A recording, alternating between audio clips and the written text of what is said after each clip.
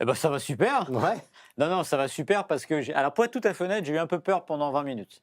C'est-à-dire que je voyais le traquenard, je les voyais, les Suédois qui mettaient des coups, je voyais Gyökeres avec Saliba, j'ai eu un petit doute et puis il y a eu la pause fraîcheur. Alors je ne critiquerai plus jamais pause fraîcheur, parce qu'apparemment ça a mis les Bleus dans le bruit, mais c'est surtout à partir de la 30e, et là il y a les occasions qui ont commencé à aller, et là on s'est dit bon, il faudrait vraiment être d'une mauvaise soirée pour que ça ne rentre pas, parce qu'on en parlera plus tard, mais ce qu'on avait dit hier, c'est que Ça s'est vérifié. s'il y en a un qui marque pas, il y en aura toujours un pour trouver la solution. Et là, pour le coup, c'est un peu l'illustration de ce qu'on a eu ce soir.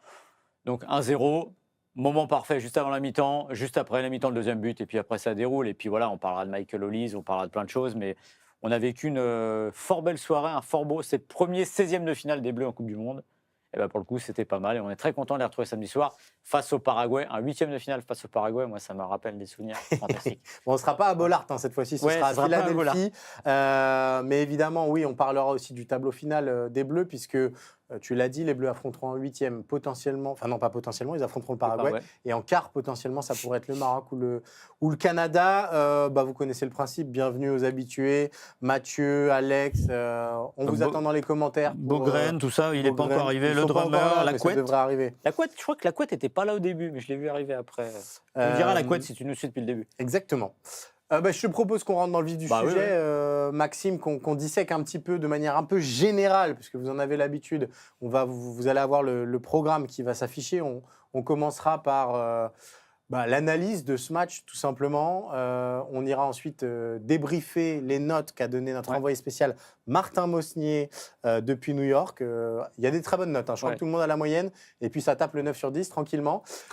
Et on parlera de l'indécence de Michael Olise, on l'a dit comme ça, parce que là, son match acte un pouvoir qu'il avait déjà pris, mais là, l'ampleur et le talent de ce gars est assez délirant. Je vais pas dévoiler tout ce que j'ai envie de dire sur Michael Olise, parce que j'ai plein de belles choses à raconter, et voilà, la grâce, le jeu, la différence entre l'utile et le superflu.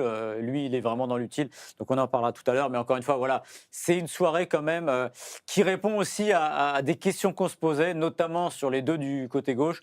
Alors, je ne vais pas aller dire que Digne a fait le match de sa vie, mais il a fait globalement le match. Alors, il y a eu un petit coup de chaud sur le hors-jeu et la petite faute qui aurait pu valoir un pénalty s'il n'y avait pas eu hors-jeu.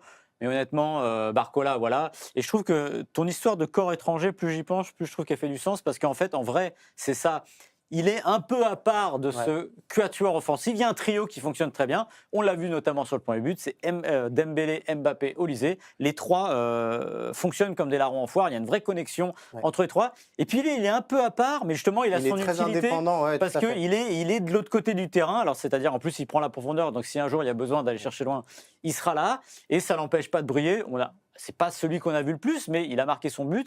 Et encore une fois, je trouve qu'il a un vrai intérêt, parce que sans être totalement connecté aux autres, il existe, et c'est une solution. J'ai envie de dire, il y a des moments où on l'oublie presque. On regarde Olise, on regarde Dembélé, on regarde Mbappé, et d'un seul coup, il frappe de l'autre côté. Et pour le coup, voilà, moi j'avoue que j'ai à peu près, je ne vais pas dévoiler aussi les individus, mais j'ai bien aimé à peu près le match de tout le monde. J'ai une toute petite inquiétude, mais elle n'est pas liée au talent, plutôt à une forme physique. Et voilà, encore une fois, on a la soirée, je vais dire presque parfaite. Il n'y a pas de but encaissé, 3 buts marqués. Tout le monde se met en confiance. Dembélé n'a pas marqué, mais ce n'est pas très grave dans ces conditions-là. Olise n'a pas marqué, mais c'est tout sauf grave. On en reparlera tout à l'heure aussi pour moi, parce que autant qu'il les garde pour après, il y en aura besoin. C'est clair. Et puis voilà, j'ai envie de dire aussi qu'elle était un tout petit peu plus testée. Notamment dans le début de match, où il y a eu un peu plus de répondants. Et je pense que ce début de match, c'est un petit avant-goût de ce qui nous attend samedi, parce que les Paraguayens ne vont pas y aller sur le talent pur. Ils vont y aller un peu sur la castagne, et justement, ça va être intéressant de voir ça. Et il y a un petit danger, mais ça, au pire, on aura le temps d'en reparler d'ici là, c'est que les arbitres sont quand même assez passifs, on va dire. Alors, pas celui de ce soir. Celui de ce soir a quand même beaucoup sifflé. Tu as la semelle sur Olise. Oui, c'est vrai. Enfin, je veux dire, ils sortent pas, ils n'ont pas le carton facile. Il n'y a pas le carton facile, donc voilà, il faudra faire gaffe, parce qu'au vice, ça peut être dérangeant. Mais en tout cas, voilà, franchement, la soirée de ce soir, je mettrais un petit 8,5 sur 10, voire 9, parce que ça s'est très bien passé. Le drummer qui nous demande une note artistique sur le ciseau d'Olise. Alors, sachez que Maxime, à la fin de cette émission, le réalisera dans le studio. Alors, pour les plus anciens ou même les plus jeunes, vous allez taper Negrete Mexique 86 sur YouTube, et vous verrez, c'est un Mexicain qui avait réalisé à peu près le même et qui avait marqué en Coupe du Monde, donc en 86. Le geste, il est fabuleux, parce qu'il est presque contre-intuitif. La position où il est plutôt côté droit. Bon, évidemment, il la reprend pied gauche. Et la note artistique, elle n'est pas loin d'être parfaite. Ah bah, évidemment, ça se termine sur le poteau, mais le geste est incroyable. Et je disais tout à l'heure en rigolant, c'était le prix Pavard 2026, parce que là, le but était exceptionnel s'il le marquait. Mais j'aime bien un peu aussi, je pense que lui, bon, il a préféré marquer. J'aime bien le romantisme de dire qu'il n'a pas réussi ce geste-là. Parce que voilà, il y a quelque chose ce soir de l'artiste, non pas maudit, mais l'artiste voilà, qui tente, qui marque pas. Mais franchement, il y a ses passes décisives, c'est pas très grave. Je préfère qu'il les garde pour après, pour le coup. Ouais, tout à fait. Mister Big Daddy Bull, c'est un beau, Big Daddy Bull. c'est un beau surnom qui nous dit, je crois que je n'ai jamais vu une attaque aussi impressionnante en équipe nationale. Il y en a eu, hein, mais c'est sûr que là, on est quand même, juste, si on refait le panorama de cette Coupe du Monde, le meilleur buteur de la Coupe du Monde est dans l'équipe de France. Le meilleur passeur de la Coupe du Monde est en équipe de France. Ousmane Dembélé est parti presque sur un double-double à la hauteur de la Coupe du Monde, parce que je crois que c'est 4 buts et 2 passes décisives en l'état. Donc oui, c'est complètement délirant. Et en plus de ça, Barcola qui state aussi avec ce deuxième but. Oui, ces Bleus, ils penchent vers l'avant, on l'avait dit. C'était à la fois le principal risque et à la fois la meilleure assurance vie. Et je trouve que dans ce match-là, il y a eu un peu de tout ça. C'est-à-dire que les 20 premières minutes, on se fait un petit peu rentrer dedans. On sent que les gars ne trouvent pas complètement la bonne carburation, notamment Olysée, qu'on avait beaucoup de mal à trouver. Et puis, à un moment, ça arrive. Ça vient notamment après la première passe d'Olysée sur le but hors jeu de Mbappé. Et là, on sent que c'est bon, c'est parti. Et derrière, c'était une fontaine. Ça revenait systématiquement. Et c'était délicieux à voir, quoi. Donc, sacrée prestation. Moi, j'ai beaucoup aimé qu'on termine aussi avec un clean sheet. J'aime beaucoup le duo Rabiot-Tchouaméni dans l'ombre, très utile. Et puis, j'ai eu des réponses. Voilà, je pense que Barcola, maintenant, a mis Doué derrière lui de par le fait qu'il soit un peu autonome presque et qu'il sache gérer les situations en profondeur. Et Digne, je l'ai trouvé bon en deuxième période, Digne, hein, notamment face à Elanga, qui était quand même pas un cadeau. Il a haussé le niveau, donc que des points positifs presque, si ce n'est des petites alertes peut-être autour de Saliba. On en parlera avec Martin tout à l'heure peut-être. Moi, j'en parle maintenant vite fait, je l'ai trouvé un peu raide, Saliba. C'est-à-dire que dès le début, il y a une course notamment où on sent qu'il ne court pas normalement. Il y a son dos qui l'empoisonne. Et je pense que, comme il dit, de toute façon, il l'a reconnu, il serre les dents. Et en effet, l'impression visuelle de Saliba, alors Gokieres lui a posé un peu de problème au début. C'est marrant parce qu'on en parlait hier, je crois que c'est Bogren qui demandait, il le connaît par cœur, est-ce que c'est un avantage ? Moi, je lui avais répondu, ni l'un ni l'autre, parce que les deux se connaissent par cœur. Et en effet, c'est ce qu'on a vu. Et je pense qu'en effet, il n'est pas. Alors, je ne pourrais pas dire à combien il est, mais il n'est évidemment pas à 100%. Pour le reste, oui, ce que j'ai bien aimé, c'est que donc, cette équipe de France se fasse un peu bousculer sur les 20 premières minutes, où on se dit, bon, il y a quand même un petit traquenard qui est pas loin. Et puis, à partir de la 30e minute, j'ai noté. Alors, on a les Suédois qui défendent à 30 mètres de début. Leur but, il y a Rabiot qui fait sa frappe sortie par Zetterstrom du pied gauche. Mbappé à la 32e. Rabiot qui met sa frappe au-dessus à la 33e. La bicyclette d'Olysée 36e. À la 40e, on a encore une occasion de Mbappé. Et puis après, il y a le but. Donc voilà, on sent qu'à un moment, la machine, la dynamo s'est mise en marche. Et puis après, c'était parti. Et encore une fois, le but juste avant la mi-temps, c'est un poncif, mais en effet, ça fait du bien. Et alors, le but juste après la mi-temps, c'est encore mieux. Parce que là, 2-0, on ne sait jamais. Mais honnêtement, j'avais peu de doute que la Suède revienne. Alors, elle aurait pu avoir un coup de pied arrêté, un coup de tête, un coup un peu de travers. Mais je pense que là, il y avait vraiment de la marge. Et pour le coup, alors je vois dans les commentaires qu'on nous dit qu'ils auraient pu en mettre 4 de plus. Oui, mais on peut en mettre 7. De toute façon, on ne transforme jamais toutes ces occasions. Et ce que j'ai envie de dire, l'essentiel ce soir, c'est qu'il y a des occasions de partout et de tout le monde. Je n'ai pas la stat, mais le nombre de tirs. Alors, le nombre de tirs, on était à plus de 20 avant la fin. Nous, on descend 5 minutes avant la fin, donc les 5 dernières minutes, on ne les voit pas bien. On était à 21 ou 22 tirs. Et surtout, le nombre de joueurs différents qui ont frappé au but. Parce que Tchouaméni a frappé au but, Rabiot a frappé au but, les 4 attaquants ont frappé au but. Ça, c'est assez exceptionnel d'avoir une équipe qui, le danger vient presque un peu de partout, puisque quand vous avez 6 joueurs minimum, peut-être que j'en loupe un, dites-moi si vous l'avez, sur les 10 qui tapent au but, ça dit quelque chose d'une équipe, parce que ça veut dire que le danger vient de partout, en plus d'être exceptionnel avec les 4 de devant. On voit les stats effectivement qui s'affichent des attaquants des Bleus. 6 buts pour Kylian Mbappé qui est donc meilleur buteur. Regardez le classement des buteurs de cette Coupe du Monde en l'état, c'est plutôt pas mal. 6 et 6 pour Mbappé, Messi, puis 5 pour Haaland qui est juste derrière. Ousmane Dembélé, 4 buts et 2 passes, qui n'a pas été décisif ce soir, mais bon, on ne lui en voudra pas. Et Michael Olysée, alors il n'a pas encore marqué. Si on devait vraiment aller chercher la petite bête, c'est ça. Mais les 5 passes, la facilité avec laquelle il donne ses passes. La passe pour Barcola, je crois qu'il attend plus ou moins de pouvoir la glisser entre les jambes. Et je crois que moi, ma préférée, c'est celle pour Mbappé sur le 3-0, parce qu'on le voit venir à 15 000, mais c'est tellement bien fait, dans le bon tempo. Ce gars, c'est une bénédiction pour l'équipe de France de l'avoir récupéré. faut se refaire l'histoire, parce qu'effectivement, on a beaucoup parlé de la puissance offensive des Bleus. Souvenez-vous, Euro 2024, les Bleus ne mettent pas un pied devant l'autre. Mbappé, il a le nez cassé. C'est Kanté qui joue presque meneur de jeu et qui est le plus dangereux des milieux. Et on se dit, mais là, c'est compliqué, quoi. Griezmann, il est au fond du sac. Et on se dit, bah, là, on va se rendre compte ce que ça va être l'équipe de France sans Griezmann dans les années qui viennent. Griezmann prend sa retraite quelques mois plus tard. Arrive un petit Michael Olise qu'on ne connaissait pas beaucoup, si on est tout à fait franc. Oui.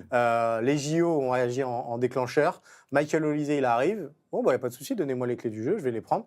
Et là, on arrive à cette masterclass, tout simplement, face à la Suède, parce que je pense que. Alors, il y a eu son triplé face à l'Irlande du Nord, donc c'est compliqué de dire que c'est son match le plus abouti. Mais en match officiel, la façon dont il a mené le jeu et la façon dont, à chaque fois, il arrive à créer du danger, individuellement et aussi collectivement par la passe, c'est juste délirant d'avoir ce gars-là en équipe de France, quoi.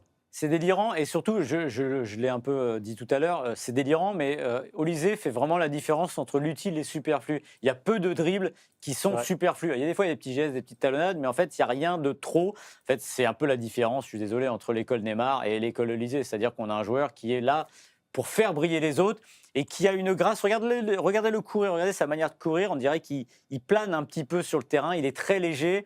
Sa grâce, honnêtement, je ne vais pas tirer de conclusion, je ne vais pas comparer, mais une telle grâce, on a rarement vu ça depuis Zidane sur le terrain. C'est dans sa gestuelle, je parle de la gestuelle. C'est-à-dire une facilité technique, avec le ballon, il fait ce qu'il veut, il rend les autres meilleurs. Comme tu l'as dit, les passes, c'est des passes qui cassent les lignes, mais dans des angles parfois pas anormaux en fait. En plus, il est gaucher, donc ça en rajoute à ça, au déséquilibre du jeu. Des passes qui cassent le jeu, mais plein axe. C'est-à-dire que tu dis le troisième but, la passe, elle est complètement verticale. Il n'y a même pas d'horizontalité, de diagonale. Non, ce qu'il fait, c'est exceptionnel. Et voilà, et on sent aussi un détachement. Ce type-là ne sera jamais, sauf si je me trompe, un leader, j'allais dire, non pas moral, mais un leader mental d'une équipe. Mais c'est un leader technique incroyable, et c'est que tu l'as dit, c'est du pain béni. Je veux dire, le type est tombé dans les bras de l'équipe de France. Voilà, c'est pas un truc historiquement habituel pour l'équipe de France. Il n'y a pas grand-chose qui le relie à l'équipe de France au départ, et pourtant il choisit l'équipe de France. Et franchement, moi je serais anglais là, je les aurais là quand même. Je vois beaucoup de commentaires. Vous êtes tous très enthousiastes sur l'équipe de France, et notamment quelqu'un qui nous dit, franchement, pour sa dernière, Dédé, c'est champagne. Ouais. On ne va pas se raconter d'histoire. Dans cette émission, on a beaucoup parlé de Deschamps, les années qui passaient, que c'était quand même une assurance vie assez incroyable d'avoir ce gars-là à la tête des Bleus. Mais on a toujours dit qu'il est pragmatique et il s'adaptera aux équipes qu'il a. Les gens ne voulaient pas nous croire parfois. Ouais. Je pense que cette Coupe du Monde est la démonstration la plus parfaite que il n'est pas dogmatique, Didier Deschamps. Il a vu qu'il avait trop de talent devant pour repasser à 3. Bon, là, je pense que ces Bleus vont vivre avec ce 4-2-3-1 jusqu'à la fin. Il y aura peut-être des ajustements en cours de match, mais quand on voit la connexion Olise, Mbappé, Dembélé, l'efficacité de Barcola, il faudrait être très bête pour changer ce système en l'état. Ouais, alors, il y a François qui dit qu'il y a vraiment du Zidane dans son jeu, et Jason Clément qui dit « je dirais plus un nouveau Grisou ». Non, parce que Griezmann, il y a une espèce de soi dans son pied gauche, c'est des gauchers tous les deux, donc il y a un équilibre particulier. Mais Griezmann, il y a le côté un peu plus batailleur aussi que Olise n'a pas. Olise, il y a une espèce de talent pur en fait, c'est-à-dire une espèce de grâce pure. Alors Zidane avait aussi, si vous regardez les vieilles vidéos de Zidane, il a ce côté un peu bagarreur des fois dans ses dribbles, il est souvent à la limite, il y a quelque chose de football de rue dans son jeu qui est lié à sa grâce. Olise, c'est vraiment une grâce naturelle. D'ailleurs, mais même, tu disais, on le connaissait peu. Alors, on regardait un peu la première ligue, mais c'est presque fou de ne pas avoir vu plus tôt qu'il avait ça. Après, c'est des évolutions de joueurs aussi. Hein, voilà, sûr. Et c'est aussi c'est quelqu'un qui a débuté ailier. C'est-à-dire que même au Bayern Munich, on le voit ailier droit, on se dit qu'est-ce qu'il est fort. Mais là, en fait, quand on le voit dans l'axe aujourd'hui, on se dit mais c'est une évidence. À quel moment ce gars n'a jamais eu tous les numéros 10 par tous les clubs où il est passé, et on fait le système pour lui. Et d'ailleurs, je vous conseille, parce que Martin Mosnier, avant la Coupe du Monde, avait bossé sur le cas Olise. Il y a eu beaucoup de portraits sur Eurosport.fr autour de lui. Je vous conseille de les lire parce que c'est éclairant quant à la personnalité qu'il a, quant au joueur qu'il est, et comment ce gars-là a atterri dans les filets de l'équipe de France alors que il avait 4 nationalités au choix. Il aurait pu jouer l'Euro 2024 avec l'Angleterre. Il a préféré faire le choix des Bleus. Donc allez lire ça sur Eurosport.fr parce que vraiment, vous en apprendrez plus sur le joueur et sur le phénomène, parce que là, je pense qu'on peut utiliser ce terme-là. Waouh, la prise de pouvoir en 2 ans, elle est absolument dingue. Les Bleus ce soir, je les aime, 55%. Vivement le Paraguay, 18%. Bof, 3%. Faut nous trouver les 3%. Là, c'est des gens qui ont miscliqué, je pense. Alors, Arthur qui nous dit il va nous manquer des dés. Difficile pour Zidane de le remplacer. Ah bah c'est marrant, je suis content d'entendre ça. Mais de toute façon, c'est pas pareil. Si on se fait sortir face au Paraguay, on sait. Mais à un moment. Après, quoi qu'il arrive maintenant, de toute façon, et même quoi qu'il soit advenu avant, il sera difficile de le remplacer. Encore une fois, si Zidane fait ne serait-ce que la moitié de ce que Deschamps a réussi en 14 ans en équipe de France, ce sera une énorme réussite. Donc bon courage à lui et on a hâte de le voir justement. Alors pour le coup, la connexion Zidane-Olysée, on la verra dans quelques mois.